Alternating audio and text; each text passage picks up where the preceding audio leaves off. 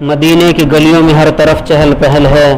مسلمان بوڑھے جوان اور ہوشیار بچے صاف ستھرے کپڑے پہنے خوشبو لگائے عیدگاہ جا رہے ہیں۔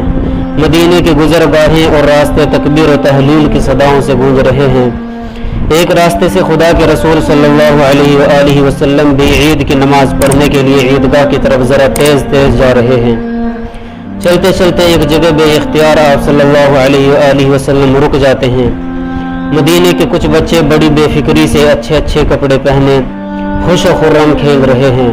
کچھ فاصلے پر ایک طرف کو ایک بچہ سب سے الگ افسردہ اور غمگین بیٹھا ہے۔ میلے اور پھٹے پرانے کپڑے پہنے کھیلنے والے بچوں کو بڑی حسرت سے دیکھ رہا ہے۔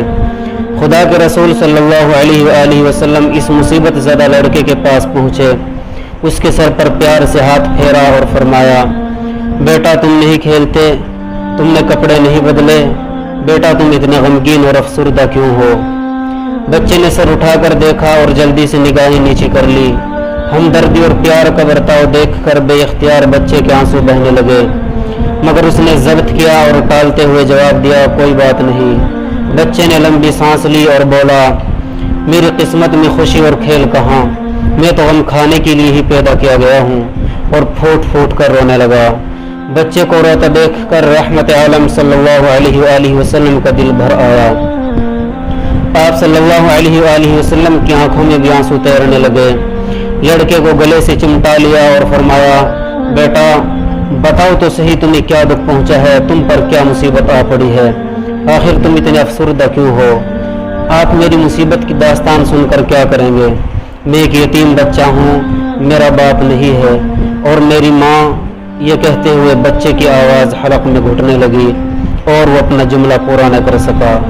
خدا کے رسول صلی اللہ علیہ وآلہ وسلم نے بچے کو اپنے سے کچھ اور قریب کر لیا، پھر پیار سے بولے، بیٹا ماں باپ کا انتقال کب ہوا ہے اور تم کہاں رہتے ہو؟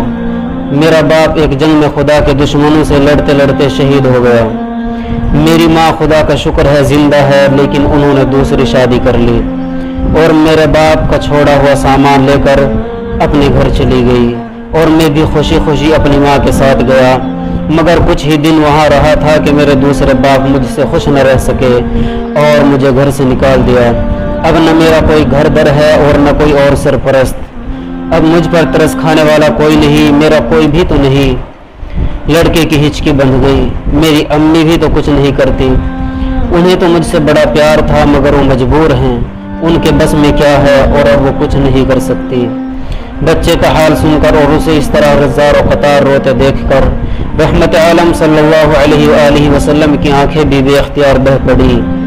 کچھ دیر آپ بھی کھڑے آنسو بہاتے رہے اور یتیم بچے کے سر پر ہاتھ پھیر پھیر کر اپنی حالت پر قابو پانے کی کوشش فرماتے رہے۔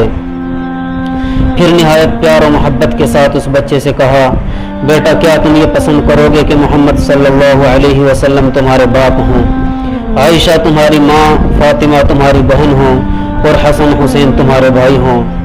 محمد صلی اللہ علیہ وآلہ وسلم اور فاطمہ رضی اللہ تعالی عنہا کا نام سن کر بچہ سنبھلا۔ اس نے حیرت اور عقیدت سے آپ صلی اللہ علیہ وآلہ وسلم کے نورانی چہرے کو دیکھا اور پھر نہایت احترام سے نگاہیں نیچی کر لی۔ کچھ دیر خاموش رہا، پھر انتہائی عاجزی اور ادب سے بولا، یا رسول اللہ مجھے معاف فرما دیجئے، میں آپ کو پہچان نہ سکا اور پہلی بار میں نے بڑی لاپرواہی سے آپ کو جواب دیا۔ نہیں بیٹا کوئی بات نہیں، خدا کے رسول صلی اللہ علیہ وسلم نے اسے تسلی دی۔ یا رسول اللہ میرے باپ 1000 بار قربان ہیں خدا کے رسول صلی اللہ علیہ وسلم پر، حضرت عائشہ سے اچھی ماں کہاں ملیں گی، حضرت فاطمہ رضی اللہ عنہا سے اچھی بہن اور حضرت حسن و حسین رضی اللہ عنہما سے اچھے بھائی کہاں میسر آئیں گے؟ مجھ سے زیادہ خوش نصیب کون ہوگا؟ مجھے خدا کے رسول صلی اللہ علیہ وآلہ وسلم کا خاندان مل رہا ہے۔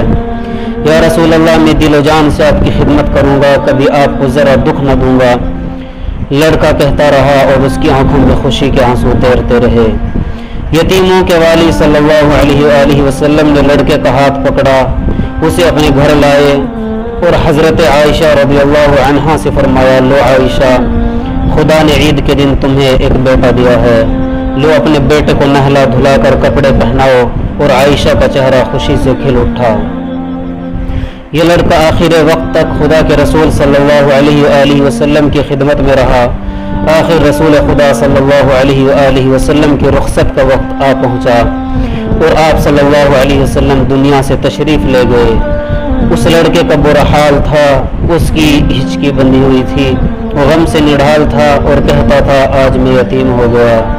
صدیق اکبر رضی اللہ عنہ نے لڑکے کی کیفیت دیکھی تو ان پر بھی رقت طاری ہو گئی۔ پیار سے لڑکے کا ہاتھ پکڑا اور فرمایا آج سے تم ہمارے ساتھ رہو گے، اور پھر یہ لڑکا حضرت ابوبکر رضی اللہ عنہ کی سرپرستی میں پہنچ گیا۔